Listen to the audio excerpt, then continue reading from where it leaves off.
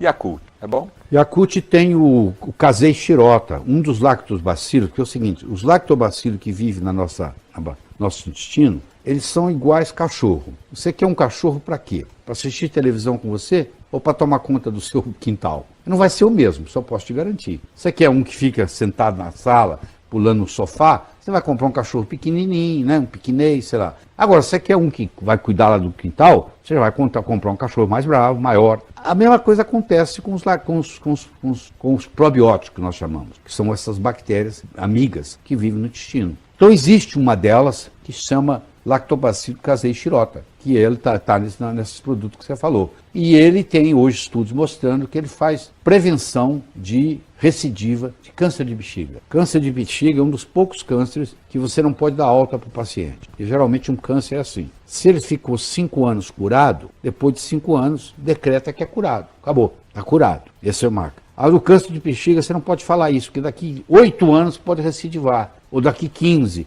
Nunca pode falar que está curado, porque ele pode recidivar a qualquer momento. E tem estudos mostrando que o Casei Shirota, que é o lactobacilo que tem no produto, ele permite prevenir isso. Então, quem tem câncer de bexiga ou já teve, quer fazer prevenção de recidiva, é muito bom produto.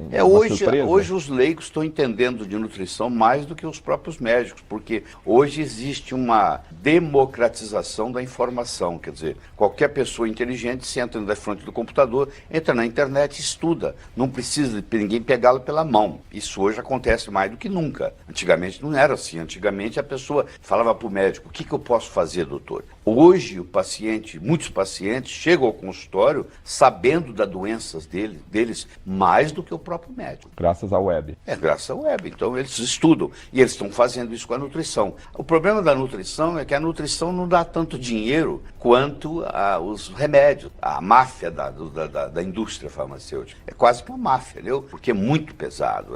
Eles gastam muito, investem muito para fazer a pesquisa, isso você tem que dar o mérito a eles, mas também eles têm que tirar essa diferença. Então tem muito dinheiro envolvido nessa história. E você falar para o sujeito que se ele comer curcumina, por exemplo, que é o açafrão da terra, que é também conhecido como falso açafrão, que é o açafrão da Índia, também chamado, que você usa quando você come uma comida indiana, você come o curry, que é aquele condimento amarelo que você compra no supermercado. A Índia é o país do mundo que tem menos incidência de Alzheimer, Parkinson per capita no mundo, e atribui-se ao uso da curcumina, da cúrcuma, desse açafrão da terra. O açafrão da terra, ninguém está interessado em fazer propaganda dele, porque você chega ali no supermercado e compra uma coisa barata, não tem nenhuma tecnologia colocar aquilo em cima da comida. Mas aquilo ali é o mais potente anti-inflamatório que a natureza fabrica. Então a pessoa, aquilo beneficia qualquer pessoa começar a colocar o açafrão da terra na comida, essa pessoa vai melhorar o intestino, vai melhorar o pulmão, vai melhorar o coração, vai diminuir a chance de câncer, porque é um potente anti-inflamatório.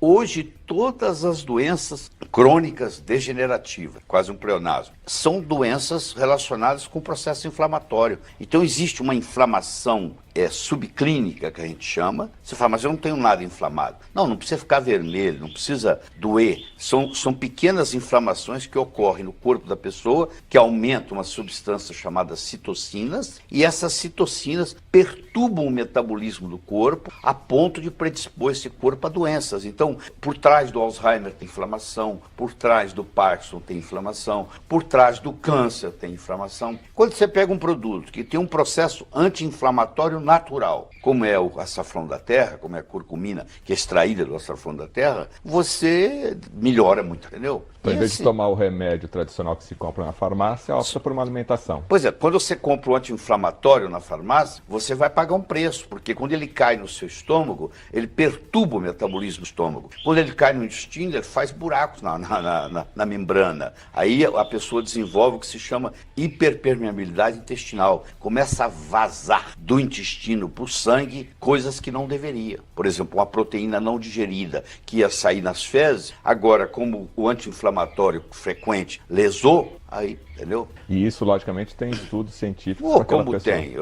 Você vê, pessoas que têm esse costume de ingerir analgésico. A principal causa de transplante renal nos Estados Unidos, que é onde tem estatística, é o uso abusivo de analgésicos. A pessoa toma um analgésico achando que não é nada. Pô. Amanhã eu vou tomar de novo, qualquer dor de cabeça eu tomo um analgésico, e aí lesa o rim, depois aparece lá, tem que fazer hemodiálise, não sabe por quê. Mas por que eu tenho que fazer hemodiálise? Porque você tomou analgésico a vida inteira. Isso é uma coisa simples. Aí se encaixa, então, aquela frase do Hipócrates. A qual delas? A fazer do seu alimento. O Hipócrates é o pai da medicina moderna. Apesar de ter vivido 400 anos antes de Cristo, todo médico, quando se forma, no dia da formatura, faz o juramento de Hipócrates. E Hipócrates dizia que o seu alimento seja o seu remédio e que o seu remédio seja o seu alimento. Isso 400 anos antes de Cristo. Isso hoje é como se essa frase tivesse sido dita ontem. Por quê? Porque até 2003, todo mundo pensava que quem controlava a biologia era a genética,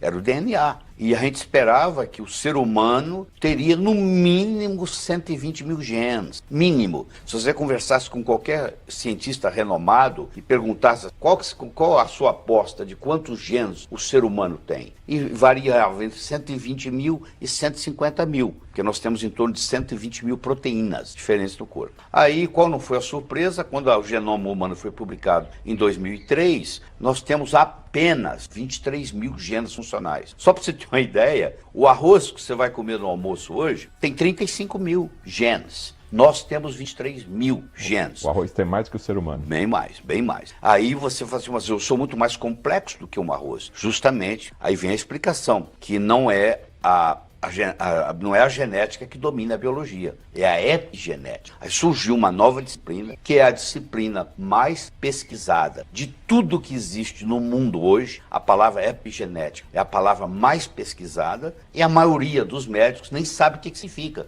porque a maioria formou antes de 2003. E mesmo aqueles que estão estudando agora, a maioria dos professores ainda não se atualizou sobre a epigenética. Então se encontra uma minoria, 0,001% dos médicos que têm algum conhecimento epigenético. E quando você tem um conhecimento epigenético, então quem manda na biologia não é a genética, é a epigenética. E a epigenética ela é comandada pelo meio ambiente. Então o alimento que você ingere, o seu estilo de vida, se você fuma ou deixa de fumar. Então olha que interessante, a partir de agora, aquela frase de Hipócrates virou verdadeiro, porque agora, da agora para frente, os remédios serão os alimentos. Por isso que você tem que fazer variedade. Você não pode comer o mesmo alimento todos os dias, entendeu? Porque aí você supre aquela quantidade de nutrientes que aquele alimento tem e outros nutrientes não são oferecidos para o seu organismo. Então, por isso que você tem que variar a alimentação. Isso é muito importante. E outra coisa que eu tenho que enfatizar muito forte é que isso é uma resistência muito grande na medicina, é o seguinte, você imagina, 100 anos atrás, você poderia atravessar a Avenida Paulista aqui em São Paulo sem olhar para os lados. Não tinha carro. O Ford Bigode foi lançado nos Estados Unidos em 1912 e levou um certo tempo para chegar ao Brasil. Bom, hoje, se você atravessar a Paulista sem olhar para os lados, você morre atropelado. Antigamente, você comia um tomate, ele tinha selênio, ele tinha uma série de nutrientes, mas o plantador plantou o tomate no mesmo terreno e hoje está provado. Se você plantar o mesmo produto, a mesma semente, no mesmo terreno, por 10 anos ou mais, aquele terreno agora não é apropriado para aquilo mais, porque aquilo foi tirado. Quando você coloca o fertilizante, ele vem com potássio, ele vem com nitrogênio, entendeu? Ele vem com fósforo, é o que vem no fertilizante. Ele não vem com selênio, por exemplo. Mas o corpo precisa de selênio. Existem 400 reações químicas que dependem de selênio. Se você não ingere o selênio, o seu corpo não funciona otimizado. Então hoje, a pessoa para ter saúde, ela tem que fazer uma suplementação. E isso é o grande problema. As pessoas não entendem isso, porque o médico mais antigo fala assim, não, você toma vitamina, isso sai na urina. Por que ele faz isso? Porque ele não estudou. Na época ele não tinha esse conhecimento. Então o médico tem que estudar constantemente. Tem que estudar.